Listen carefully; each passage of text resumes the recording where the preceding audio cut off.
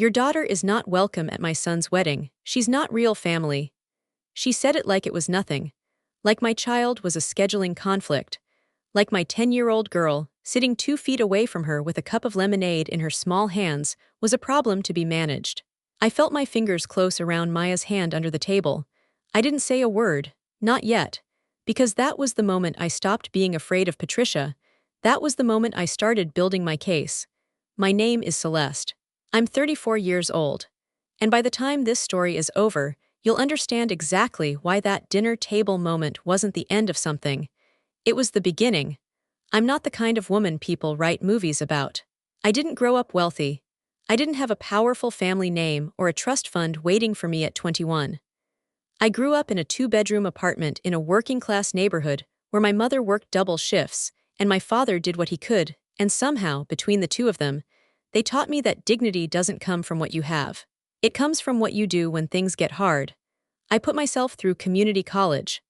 I studied legal procedures, took every certification I could afford, and eventually landed a position as a part-time paralegal at a small but respected law firm. It wasn't glamorous, but I was good at it. I understood documentation. I understood how words on paper become weapons or shields depending on who holds them. Maya came before my marriage to Ryan. Her father and I were young and it didn't last, but Maya was the best thing that ever happened to me. She is bright and funny, and kind in a way that has nothing to do with me and everything to do with who she decided to be. When I married Ryan 3 years ago, I believed, truly believed, that his family would eventually come to see her the way I did. I was wrong about that. From the first Thanksgiving, I was the outsider, tolerated, not welcomed, included in the photos when it was convenient and forgotten when it wasn't. Patricia, Ryan's mother, was never cruel in an obvious way. She was the kind of cruel that hides inside politeness. The kind that smiles at you at Christmas and then quietly makes sure your name isn't on the card. I wasn't the daughter-in-law she wanted, but I was absolutely the one she underestimated. If you've ever fought to protect your child from someone else's cruelty, I want you to hit that subscribe button right now. Drop your story in the comments because I read every single one of them. You are not alone here. Let's go. The wedding belonged to Ryan's younger brother, Daniel. He was getting married in the spring to a woman named Jenna, and from the moment the engagement was announced, the family had been consumed by it.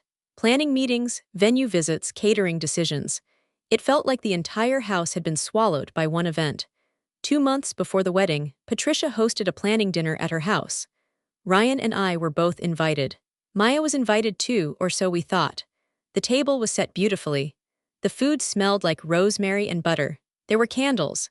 It looked warm. It was not warm. We were maybe 40 minutes into the meal when Patricia set down her fork, folded her hands in front of her, and spoke with the calm of someone who had rehearsed the moment many times.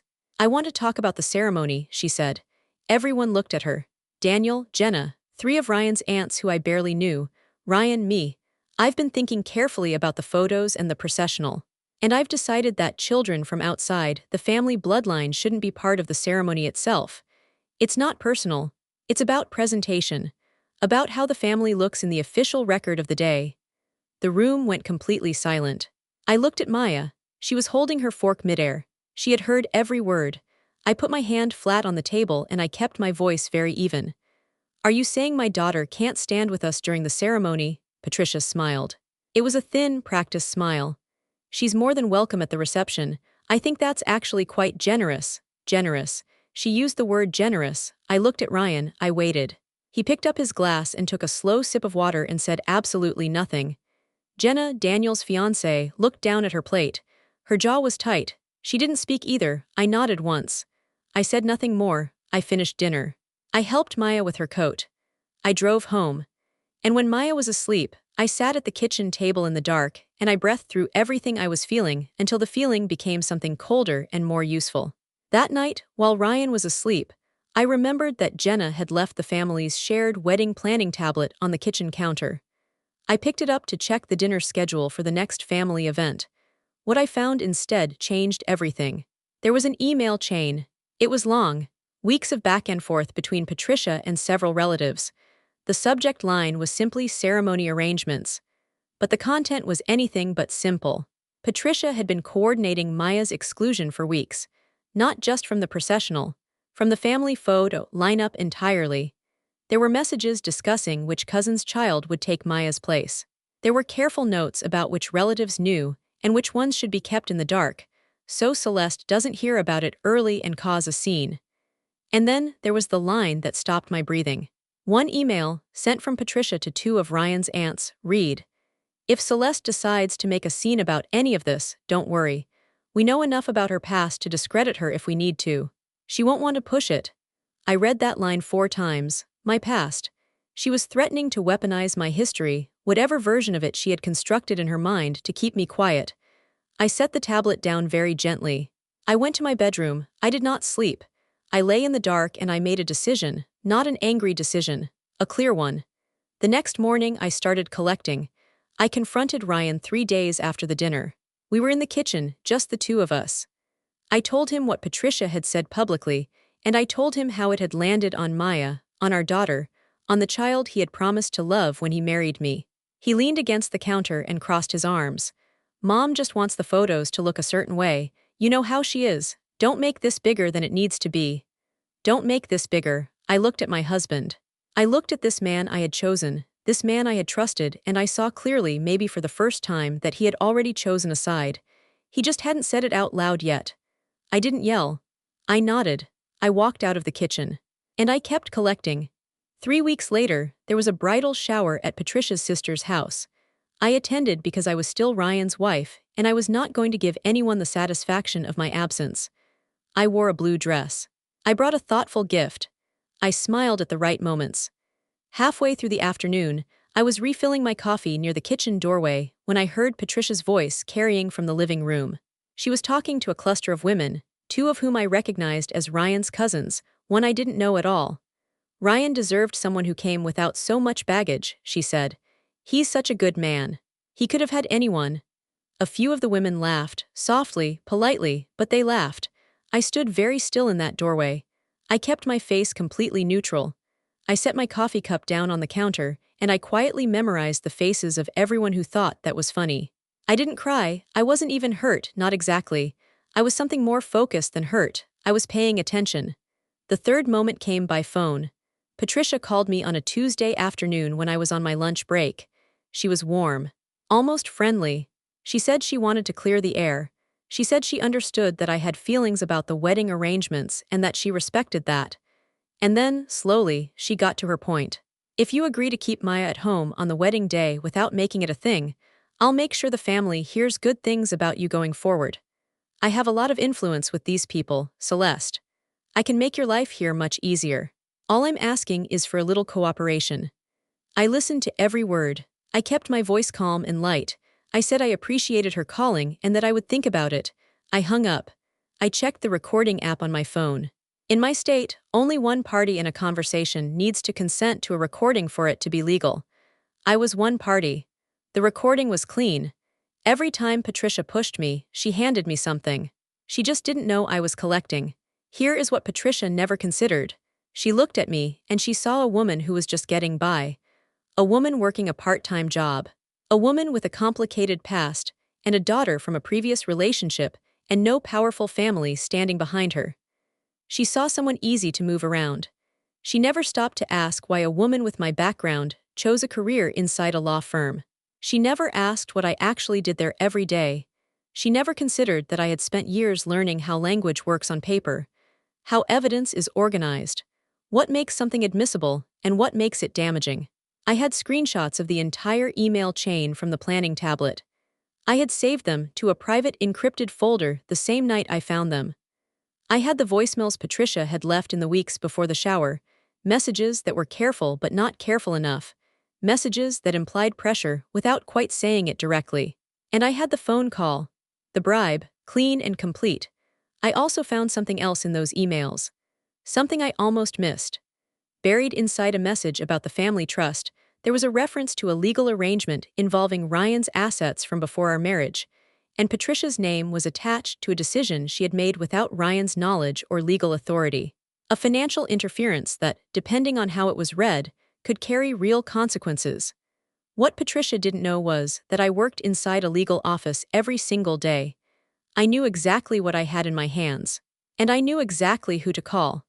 I want you to understand something about Gerald Hins. He is not a dramatic man. He is not the kind of lawyer who fills a room with energy or makes speeches. He is quiet and precise, and he has been practicing law for 31 years. He was the family's estate attorney for a long time before Patricia decided, 2 years ago, that he was asking too many inconvenient questions about how the family trust was being managed. She pushed him out, politely of course. Patricia always does things politely. I found Gerald through a colleague at my firm. I called him on a Wednesday morning from a bench outside my office building. I told him who I was. I told him why I was calling. There was a long pause on his end. Then he said, "I've been expecting someone like you to call for about 2 years now." We met the following week. I brought everything I had, organized the way I had been trained to organize documents, with a clear index and date stamps and source notes. Gerald reviewed it without speaking. He turned pages slowly. When he finished, he set the folder on the desk between us, and he looked at me directly. "This is actionable," he said.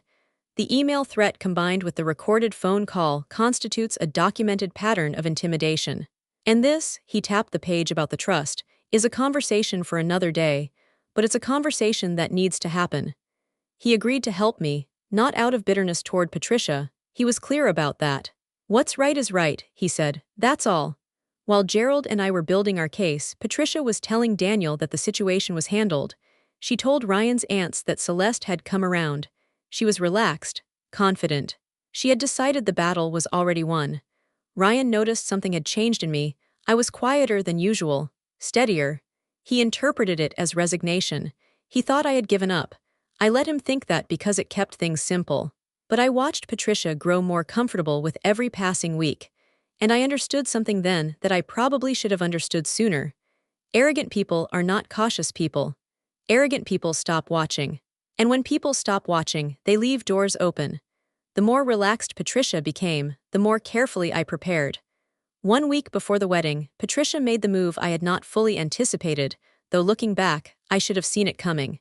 She filed a complaint through a family acquaintance who had a connection to local civil court. The complaint framed me as an unstable influence in the household. It cited vague concerns about my parenting, my history, and my impact on Ryan's domestic environment. It was tied, loosely but deliberately, to a paperwork matter involving Maya's school enrollment records and Ryan's legal rights as her stepfather. It was designed to do 2 things. First, to frighten me into silence before the wedding. Second, to establish a paper trail that could be used later if I ever pushed back harder. What Patricia did not know was that the moment I received notice of the complaint, I called Gerald. And Gerald called the court clerk. And Gerald filed a response within 48 hours that was 3 times the length of Patricia's complaint, and included every piece of documentation I had been building since the night I found those emails. The hearing was scheduled 6 days before the wedding. It was held in a small courtroom, not a dramatic space. Fluorescent lights, wooden chairs, the smell of old coffee and paper files. There was a judge, a clerk, Gerald on my side, and Patricia with one of Ryan's aunts sitting beside her as a support witness. Patricia walked in looking composed. She was dressed carefully. She sat with her hands folded and her back straight. She looked like a woman who expected to win. Gerald presented our documentation package without theatrics. He simply laid it out, piece by piece, clearly and in order. The emails, the voicemails, the phone call. The timeline of events from the dinner to the bridal shower to the bribe. He spoke quietly and precisely, the way he always did, and the judge listened without interrupting. Then the judge picked up the printed email. The one with the line I had read 4 times in the dark of my kitchen months ago. He read it aloud. "If Celeste decides to make a scene about any of this, don't worry. We know enough about her past to discredit her if we need to." The room went very quiet. Patricia's support witness shifted in her chair. The judge set the paper down. Gerald pressed a button on a small device, and the judge listened to Patricia's voice coming through the speaker. Warm, careful. "I can make your life here much easier. All I'm asking is for a little cooperation." When the recording ended, the judge was quiet for a moment. Patricia opened her mouth. The judge raised one hand slightly and she stopped. "Ma'am," he said, "what you submitted today is contradicted entirely by what your own words reveal. The documentation before this court shows a sustained pattern of pressure directed at the respondent, not a genuine concern for household stability." He looked at her steadily. I'm dismissing this complaint in full. I'm noting the evidence of intimidation in the court record, and I want to be very direct with you. I would strongly advise you to consider the consequences of your next action very carefully. Patricia said nothing. Her face was absolutely still. Her support witness was staring at the table. Gerald thanked the judge. I picked up my folder. I walked out of that courtroom into the hallway, and I stood for a moment in the fluorescent light and I breathed. Not from relief exactly. More like from the feeling of something finally being finished. I thanked Gerald quietly and we shook hands. He told me he'd be in touch about the other matter, the trust issue, when the time was right. I told him I wasn't going anywhere. The wedding happened the following Saturday. I was not there. That was my choice. I had thought about it and decided that spending that day fighting for space in a room that had never truly made space for me was not how I wanted to use my energy. Instead, I took Maya to a state park about an hour from home. We packed a cooler. We hiked a trail she had been asking to try for months. We found a spot by a creek and sat there in the afternoon light and ate sandwiches and watched the water move over the rocks. She laughed so many times that afternoon. Real, full laughter, the kind that comes from nowhere in particular and fills everything around it. It was the best day we had shared in longer than I could name. That evening, around 7, Ryan called me. I answered on the second ring. He was quiet for a long time before he spoke. He had seen the court record. A relative had forwarded it to him. He had gone back through the emails on the family tablet. He had read everything. I didn't protect you, he said. His voice was low. I should have, I'm sorry. I sat on the edge of the bed in our hotel room while Maya slept in the other bed. I looked at the wall. I thought carefully before I answered. No, I said. You're right that you didn't, but Ryan, you shouldn't have needed to protect me. She shouldn't have gone after me. That's not something I can make small just because you're sorry now. He didn't argue. He just said, I know. We had a longer conversation over the following weeks. About what the marriage was and what it needed to be. About what it meant that he had stayed silent at that dinner table. About what Maya had seen and what she deserved. Those conversations were not easy. Some of them were painful in ways I hadn't expected. But they were honest, and that was something. Back in the family, things were shifting. The court record was not a secret. Several relatives had seen it. 2 of Ryan's aunts, the ones who had laughed at the bridal shower, went conspicuously quiet. One of them reached out to apologize, not to me directly but through Ryan, which told me exactly how courageous that apology actually was. Patricia's authority over the family narrative, that unspoken power she had always carried, started to look different to people. When the words you've used in private get read aloud by a judge, the performance you've been putting on for everyone else starts to look less convincing. Daniel's wedding, by all accounts, was beautiful. I genuinely hoped it was. Jenna reached out to me about 2 weeks later. She sent a message that was careful and sincere. She said she had known something was wrong at that dinner. She said she regretted not speaking up. She said she admired how I had handled everything. I thanked her. I told her I held no bitterness toward her. I meant it. Some people don't speak up not because they don't care but because they don't yet know how. I had been that person once too. As for Patricia, I didn't call her. I didn't send a message. I didn't need a final confrontation or a closing speech. The record existed. The judge had spoken. Every person in that family who wanted to know the truth now had access to it. What they chose to do with it was their own business. Gerald and I did eventually sit down to discuss the trust matter. That conversation is still ongoing. But it is happening on my terms, with documentation, with clarity, and with a lawyer who actually works for what is right. I think about that dinner table sometimes. The rosemary and butter smell of the food, the candles, the thin smile, the silence from the man I married, the sound of Maya's fork going still in the air. I didn't destroy Patricia. I want to be clear about that because it matters. I didn't set out to ruin her or to take anything from her. What I did was far simpler, and I think, far more powerful. I made it impossible for her to keep treating me like someone with nothing to stand on. I showed up with the truth, organized and documented and undeniable, and I let it do the work that truth is supposed to do. I didn't destroy her, I just stopped letting her destroy me, and that was enough. That was more than enough. If someone in your family ever targeted your child to get to you, you know how deep that kind of pain goes. It doesn't feel like a conflict. It feels like a verdict on your worth as a parent. And it is one of the loneliest, most gutting experiences a mother can face. Subscribe and share your story in the comments. This community sees you. Every mother who has stood in that gap, who has chosen her child over her own comfort, over her own peace, over the approval of people who were never truly offering it, deserves to be heard. Click hype to help this story reach others who need it. Standing up for yourself is tough, but standing up for your child when your own family turns against them, that takes everything you have. If you've been there, subscribe and become part of our community. Let me know this story helped by clicking hype, and tell me where you're watching from. I love seeing how far these stories travel.